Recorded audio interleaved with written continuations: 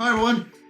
Right, my name is Johann. I'm the head designer on Charming Road Games, and I'm Paul, head designer, founder of Anarchy 54 Games. And together we're kind of what we could describe the project we've done, Pocket Box Games, is what you're kind of seeing now. Yeah.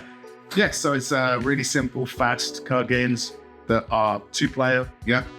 Played in the pub, traveling games, really kind of thematic, mechanic kind of strung together. Yeah. So we kind of like, again, very social gamers. Yeah. So we like the idea of having kind of get to play with someone, somewhere away, in a pub, in a cafe. The thing is, usually our game nights are usually in the pub. That's kind of, I suppose that's how you start as well. We're kind of hanging out, playing games for the last 5 years plus. Yeah. And obviously designers in our own realms and kind of met. And you kind of, this is a collaborative project.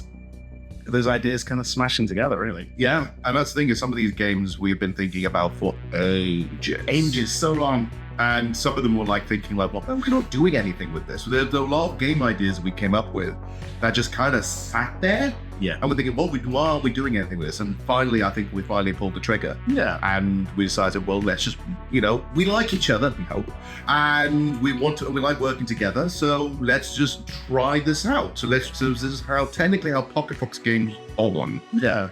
Really, I say quickly, but it's been years. But then, like you said, it happened. Yeah. And then it's just gone. And it's like, but now we've got artwork, the game works. Yeah. Play tested it. I mean, the game's been played thousands of times at this point. Varying degrees of luck and skill. Yeah. Again, we're having that balance. We played it through our friends. Yeah. And their friends. And then obviously played kind of play testing or the place in local cafes, bars, and kind of board game cafes. And every time we've been tweaking until we got to something we're very comfortable with. I think now what we have for the first series of games, because what we're also doing that's different is every launch of these games, you're going to have all three of them at once. We are going to launch them out in a little pack, a nice little cool little wallet that you get to buy all three games at once.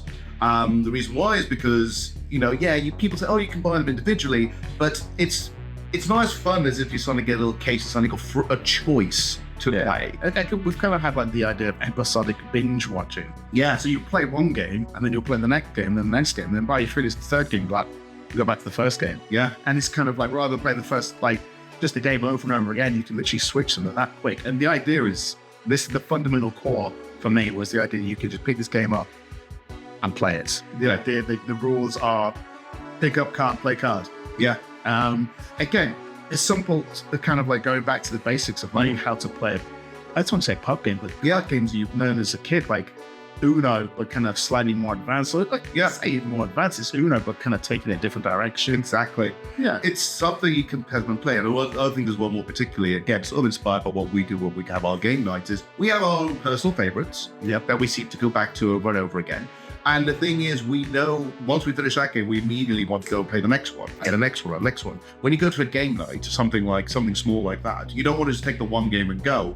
I used to take a bag with like 7 or 8 of them. Yeah, this magic game bag. Yeah, you just have the big magic game bag, and it's like, pick a choice. And you want it to be quick, so why not come in a pack that already has 3 games ready to go? Goodness, what a great idea. I know, right? And it could fit in your back pocket. Magic. If you've got a big pocket. It's not happening. Jacket pocket. Jacket pocket. Yeah, jacket pocket for sure. So, but that's kind of where it started from. Yeah. Now, the 3 games we came up with. Yeah, there's 3 games we came up with. Each one we came up with our own little way, and some of these have been going on for ages. Yeah. So, first of all, let's start with the one we've probably already seen on socials already, which is Luchamania. Lucha. Now, Luchamania has actually been around for years, and it's been tweaked till death. Different versions of the game. It was a different thing originally, converted again, and then again, until we got the version we have now. Yeah, I mean, many games have kind of spawned from this game. Like you had an idea of coming up with a wrestling game, and it went off and came back, and went off and came back. And so there's other games we've made in between that, which have kind of been based on that core mechanic. Full circle. I remember we've even played it in. We're local from Nottingham. Yes. So we were playing in Broadway. Broadway Cafe in the cinema. Again, awesome place. Yes. I think was that the Origin? That was the origin of the first version of Luchamania. I got so excited that we kind of pulled in a random third player. So just a random person was like, hey, come and play this game. And she had a great time. Yeah. And we kind of, from there, I remember that very clearly and got very excited about a simple mechanic of like, I won't give anything away, but the idea of highest wins, loser gets something, and then so obviously they come back in. I get the idea of like, as a wrestler, you're throwing someone down and the crowd then picks them up and then they throw the other person down. Yeah. That kind of swinging. So theme and mechanics of working together. I'm a big fan of it. Yeah. What I end up with this version now is it's the combos that feel better about it. And also this feels a little bit more, it's a simpler game, but it feels a lot more like you're doing sort of preparing wrestling moves, getting ready to go. One of the biggest things we got was, does the game feel like wrestling? And it's a tough one because wrestling's a horribly physical sport. Yeah. And it's really hard to replicate how that feels. Here, I think the rush of it and the energy of trying to get that sword feels like the same amount of it. Yeah. I mean, it's going to be slightly abstract from wrestling, but again, the artwork done by Raven White, it kind of brought to life. We have the three kind of made luchas in there. Yeah. And they kind of call it beforehand. Again, big, fat, blue, swing of the card. You're like, lucha, and you're like, I get it. Yeah, because I can see it. But again, someone who can't see that, it's like, that's not a wrestler. That's number 3. You're like, oh, okay. Yeah, but now it's like, that's a wrestler. Yeah, I can see it. So it's and they all got definitely pops. I love how all 3 wrestlers have some kind of fun personality to them because obviously just the way they look. You've got the blue guy with the cape. It looks awesome when he's flying around. You've got a green luchador who's basically wearing a sort of a snakeskin suit. They can see it's cool. It's not fair. Awesome. I like El Diablo, just as simply, he's a big, broody man with a gigantic set of horns. Yeah. Great artwork and really started making this game pop more. So I was really, really happy at the end result of this. I think something I'm going to reinforce what we do is like, it's for me, a third time, the mechanics and the theme have to match. Again, the idea that when you play something, you feel something. So the look of it, and what it does, kind of coincide together. So the idea that when you play a really cool hand in lucha, you see that because all the colors match. Yeah, again, something really simple, but it's like you can see that lucha because it's like all 3 red cards are down. You're like, that's a great move, and you can see it. So you don't even have to think, what does that do? I can see it, literally what's happening. Yeah. It's like the best thing is when you just get 3 of a kind. You can see all 3 colors of the 3 layers. It's great. Beautiful. Yeah. Speaking of theme, I think the one that thematically I think we've got more on up with afterwards, the game after we're going to play now, which is Heraldry. I think for us, is it our favorite? Or is it the one that we feel like thematically, I feel like we like the most the look of and everything? I think it's the one that came out of the blue. Yeah. Simple design, but then he's kind of like excessively played it. I think we played it, I don't know how many times. As soon as you kind of came up with that idea. Yeah. It is literally like putting numbers in sequential, like, but as soon as I can. And then the idea of having that scene of like their royal families. Yes. And then that's kind of like, oh, and then this does this. And you're like, and then it's like, oh my goodness. It really fell into place really quickly. Yeah. Because best way to describe it is the way the game is in a weird way. It's kind of like, not entirely so. It's a bit like Battle Solitaire. And the idea that there is a sequence there, you want to do it in sequence, but also there's a lot of little twists and turns in there. And also the fact that the game changer there is when you came up with the idea for this a little bit more, is you have all of the family members in your hand. That instantly makes it strategic now, because you know exactly what the other person has. Yeah, there's no hiding, figure out, oh, does he have this in hand? No, you know. And once you start playing it, this is where the card counting comes in. Do you do this move? Because you might be able to do that move. This is the more strategic game. There's 0 luck. Yeah, because like Johan's just said, because there's 1 to 9 cards. Yeah, and you have 1 to 9 cards. Yes, numbered 1 to 9. Yes, and so do I. And then I play a card. So if I play the 4 now, you know the 4's in my hand. Yeah, so that's it. There's no luck. You know exactly what's going on. Yeah, the number of different ways you can play that game. Incredible. I think it's potentially what I think. I can screw it. And obviously, I mean, even still, I think works really well. And I think the biggest thing of it now, especially with the artwork again by Raven White, I think he understood the assignment here. When we were going to things, I think the thing we wanted to say is, I wanted this to be an old pub game that's sitting down in ye old Jerusalem, been sat there for hundreds of years, and someone's just found it. Yeah. That's the theme of it. It's like, this has to feel like this came from the Dark Ages. Yeah. And totally feels like a game that would be done that way, because it's simple enough, but strategic enough, and just so many things going off in it. Yeah. So again, without giving anything away, there's a chess vibe in there. Yes. There's a battle of Richard III kind of battle of Bosworth thing going on it. Yes. Yeah, and a little bit of Shakespeare going on in there. Has a Romeo and Juliet thing to it. And like I said, like it feels like it has a place in history. Like, you know, you can take these cards out of the deck and play with them over and yeah, this game could have existed. You know, someone could have made this game in theory. Someone could have made this game about 400, 500 years ago. Yeah. And that's the vibe I wanted out of this game. And so that's why I think I'm also quite excited with this one. That feels it. Yeah. So speaking of old-timely though, I think the last one, let's talk about the last one, which is Showdown. Yeah. Sure. The most chaotic game we played. Yeah. I think we tried to have all three games different. Yeah, obviously. But play differently. So again, not the idea that each single one is based on luck or each one is based on pure strategic. There is any other combination. I think this one is the most, I would say luck, but it's definitely chaotic feel. Yes. It's basically sexy rock, paper, scissors. It is, but even rock, paper, It's like a little Spock lizard, if everyone's ever played that.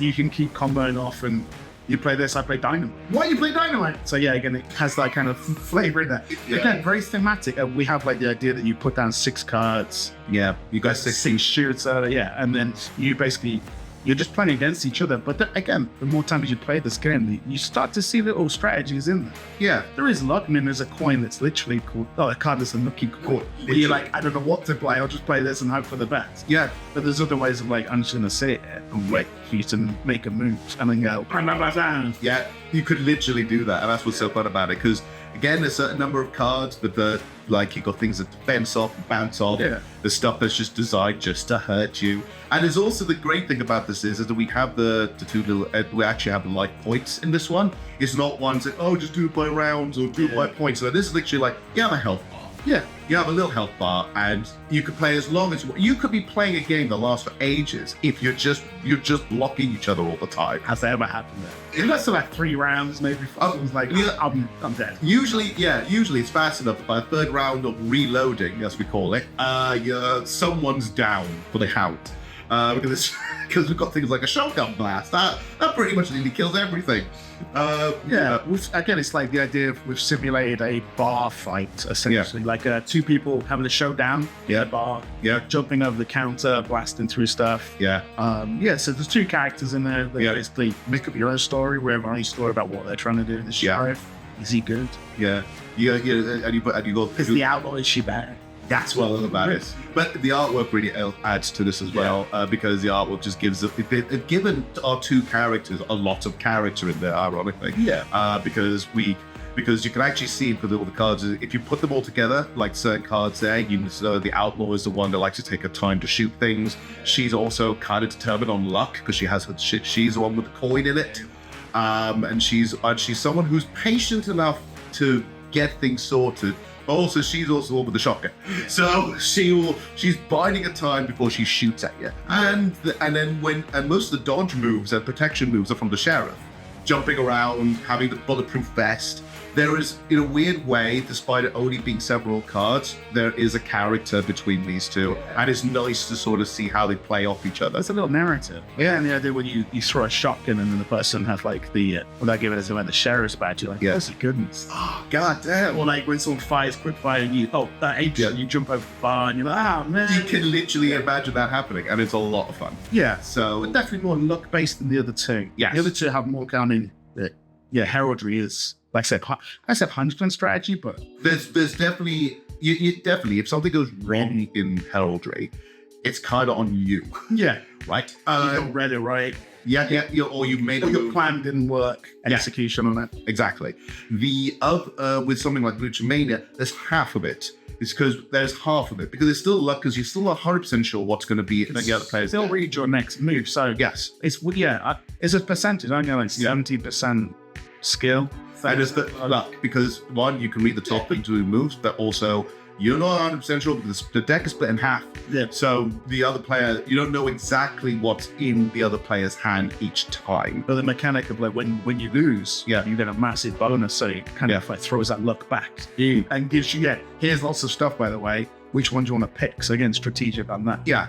Whereas this one is like, here's your 6 cards, your person's 6 cards.